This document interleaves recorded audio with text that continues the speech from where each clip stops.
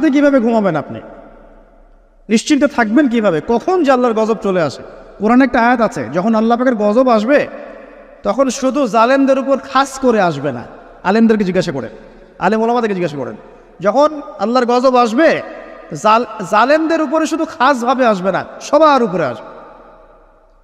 তা আমি খুব ভালো মানুষ, ওয়াজ করছি, নসিহত করছি, পার পেয়ে যাবো এমন ভাবার সুযোগই নাই। আপনাকে আপনার সাধ্য মতো অন্যায়ের প্রতিবাদ করার চেষ্টা করতে হবে। লা তা'মুরুন্না বিল মা'রুফ, নবীজি বলছেন অবশ্যই তোমরা সৎ কাজের আদেশ করো। ওয়া লা তানহাউন্না আনিল মুনকার, অবশ্যই অসৎ কাজে নিষেধ করো। আও লা ইউশিকান্নাল্লাহু আন ইয়াবআসা আলাইকুম ইকাবাম মিন, অন্যথায় আমি আশঙ্কা করি তোমাদের উপর আল্লাহর পক্ষ থেকে বিশাল গজব আসবে। সুম্মা তাদউনাহু, এরপর তোমরা সবাই আল্লাহর কাছে দোয়া করবে, আল্লাহ গজব সরিয়ে দাও, সরিয়ে দাও। লা ইউস্তাজাবু দুআকুম, তোমাদের দোয়া কবুল করা হবে না।